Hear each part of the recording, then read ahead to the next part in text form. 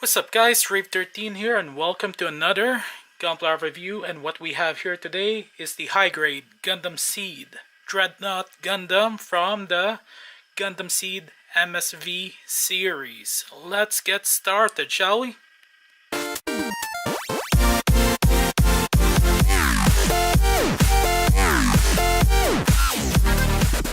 The high-grade 1144 scale Dreadnought Gundam was actually released back in 2004 with a price tag of 1500 yen. Even though this was a regular release, there was still limited quantities, and over time the demand slowly grew, but not as much.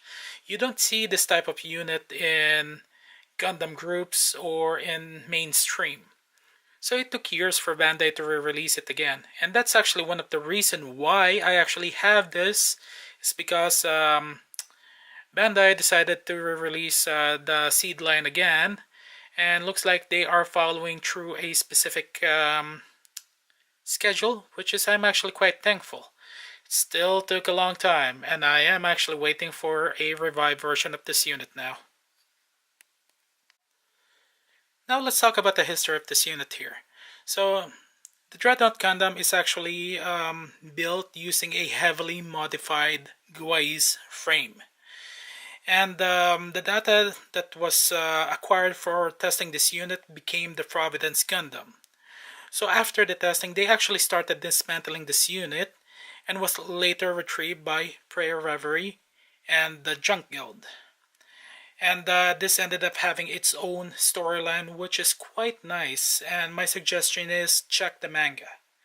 So overall, there's actually a couple of notable pilots for this unit. We got Courtney Herminus, which is the test pilot before the dismantling.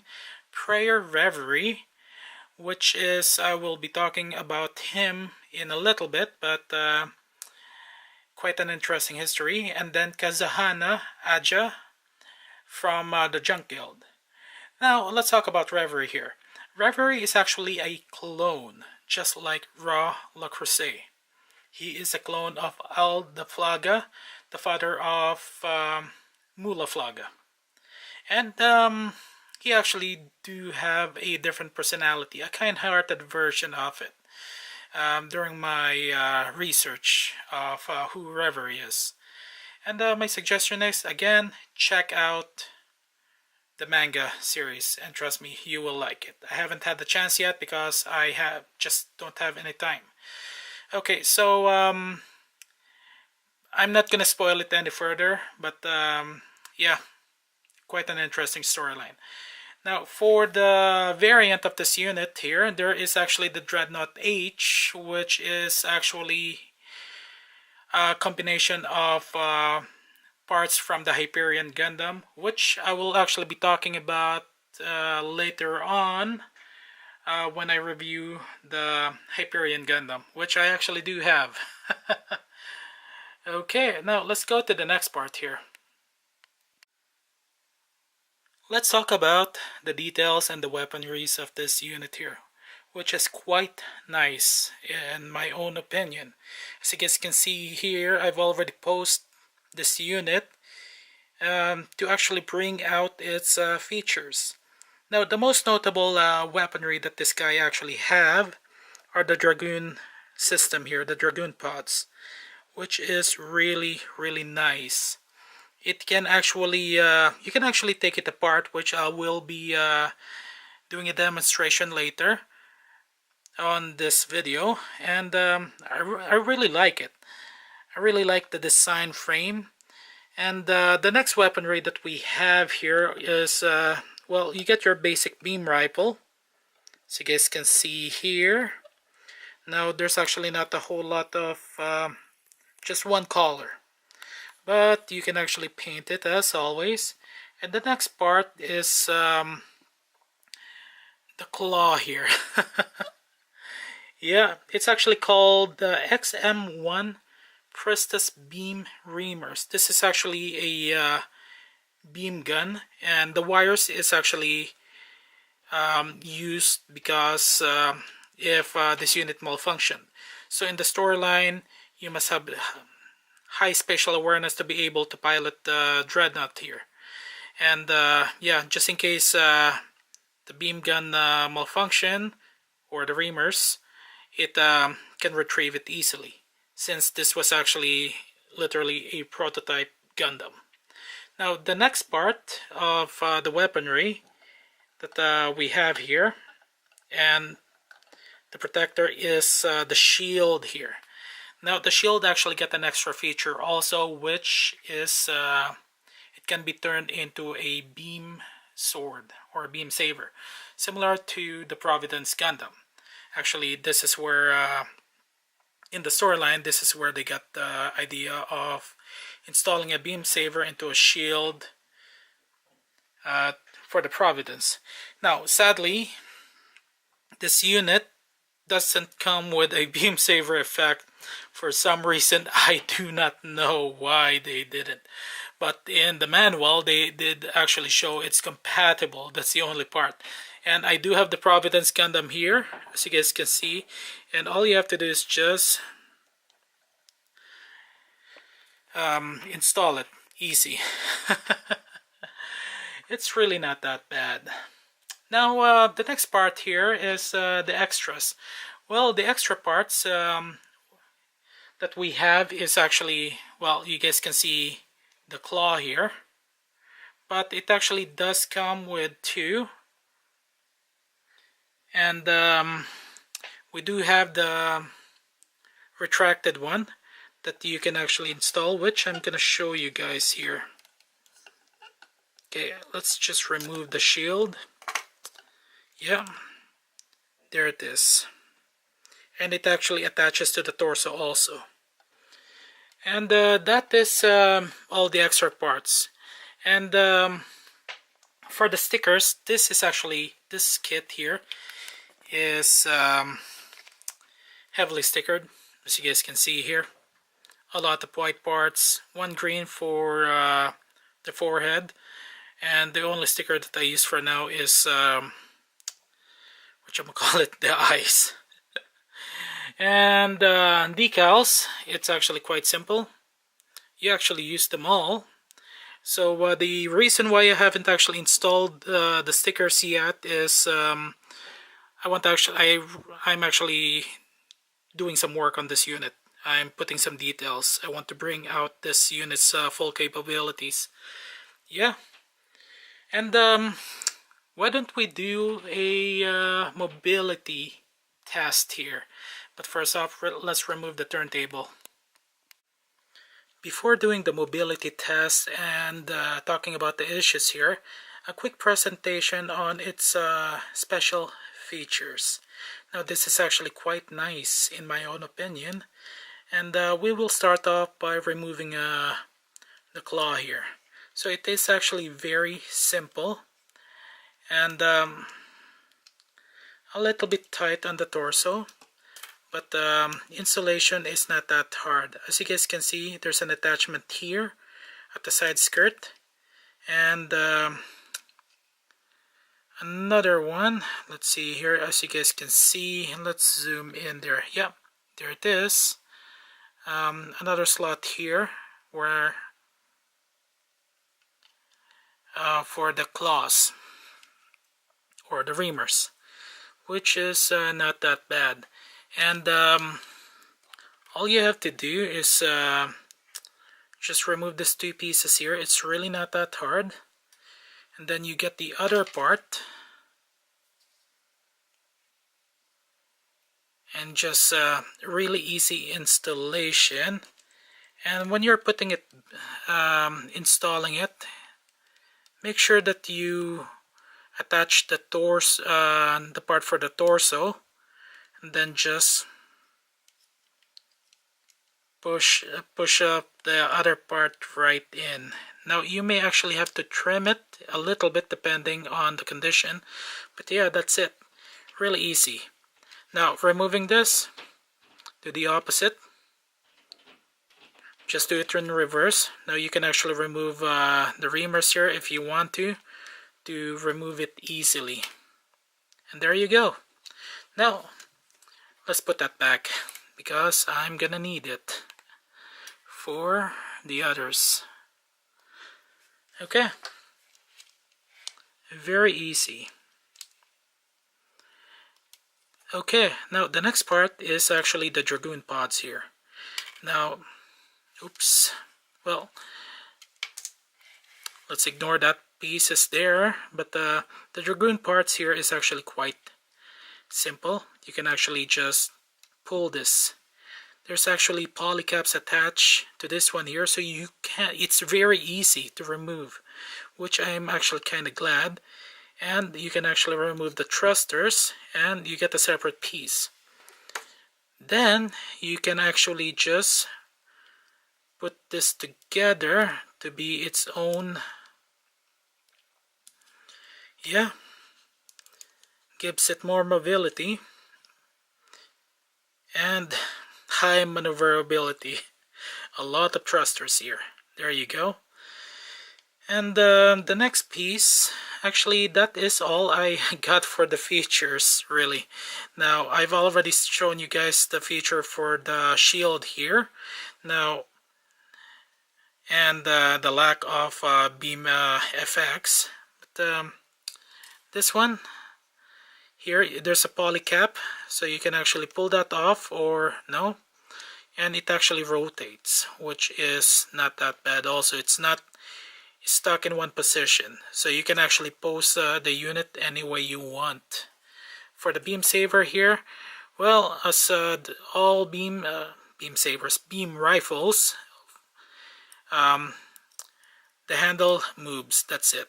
And you will actually have to put some details. Yeah, and it's only good for the right hand if you want to pose it, since there's the limitation there. Or you can actually customize it. Hint, hint.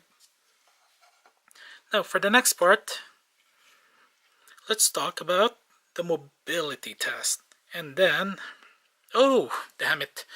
Why am I keep on going when I kept on forgetting to add some more information. Okay, before going with the mobility test, this is the last piece of the detail. Okay, so Dragoon pods, you can actually remove it easily, and there's actually a polycap. All four, you can remove it, no issues at all. The thrusters here are molded in, so you can't move them, but if you want to customize it, there you go. Hint, hint.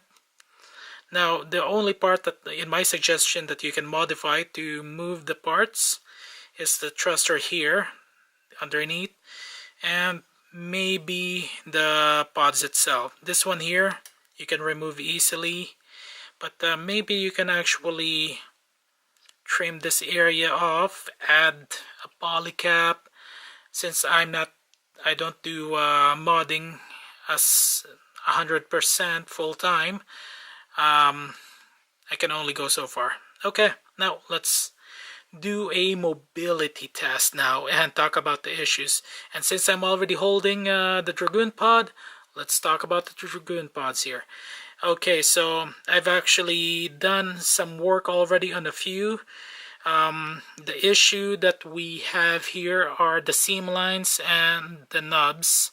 As you guys can see, it's very notable, but you can actually work on it if you want. The details, there's not a whole lot, so you will actually have to paint this. Now the white parts, the stickers are near the end of the thrusters there, and this area here where I'm pointing at needs to be painted also. There's no sticker. Now I've done a little bit of work already. As mentioned earlier, I've actually sealed the seam line here, which is not bad for an amateur work. But yeah, and you got to be careful because some of the panel lines ended up getting almost removed, so I actually had to scribe it. So this is the one, the seam line sealed. This is the same one also, but with panel line, some panel line. There's a lot of good opportunities here. You can add a lot of good details. Now the next part is the shield. The shield, very basic. There's an insignia there that you can paint on. And more details at the back of it. There's seam lines on the shoulder for the unit itself. There's a lot of seam lines here, even in the legs, the forearms, and nubs. But you can always fix that with proper sanding and seam line removal. The details is actually not that bad, quite simple. One thing I do want to point out is this piece here looks like the guard piece, but it is actually molded in. This is actually in two pieces. Construction, even this one here is molded in. It looks like it's supposed to move. Construction in this piece is actually quite unique, especially with the legs. I haven't seen this type of design before. Well, maybe in some other kits, but I can't recall. For mobility wise, the headpiece actually can turn 360, definitely. You get to be careful with the fin here, but there's some good details here. Seam lines again in the headpiece. For the arms here, it's a 2004 kit, so it's one single piece for the connector. It's what do you call that, peg, and there's a polycap there, so you do have limited movement for the arm. You can't actually move it, but you can modify it if you want to. 360, but gonna be limited with the Dragoon pods. The arms, for some reason, can actually bend forward. I think I installed it properly, but yeah, even if I made a mistake, it's actually double jointed. Wow. And there's actually a slot there for your shield also. Same goes for the left arm. And yeah. Now for the torso itself, there's some details here which is nice. But this can turn 360 definitely. But the wires here is what's keeping it from moving, as you can see. Now for the waist, well, the side skirts are movable. The front skirt, the back skirt, as always, doesn't move. There's some details there. And for the legs here, it's actually, what do you call that, a ball joint. So there you go. Another, maybe an issue, maybe not, that depends on you, but posing it is limited. There's no polycaps here, so you'll actually have to use a different connector for your action base. So a simple action base, the one that you can purchase cheaply, will not work unless you can actually modify this. But the other regular action bases should have the appropriate connectors. Now for the legs here, you guys can already see that there's some good mobility even though it's a ball joint. And then for the leg here, it can only go that far for bending wise. Now it can do somewhat of a high kick. Now underneath here, there's actually, I put some Gunpla markers underneath. Looks like a vent, as you guys can see there. And for the foot, there's actually some details also. Now the feet itself, there's actually good mobility, which is really, really nice. Okay, so overall, this is actually not a bad kit. I actually quite thoroughly enjoyed this because I've actually been wanting to get one of this for quite some time now, and yeah, really nice kit. Overall, I will give this a 7 out of 10. Even though I like this kit, I'm just being honest. The reason being is there's a lot of seam lines, nubs, yes, and mobility is limited. Since this is an older kit, I'm basing my opinion on that. Now 7 out of 10 for the kit in general. So for customization wise, I give it a 9 out of 10.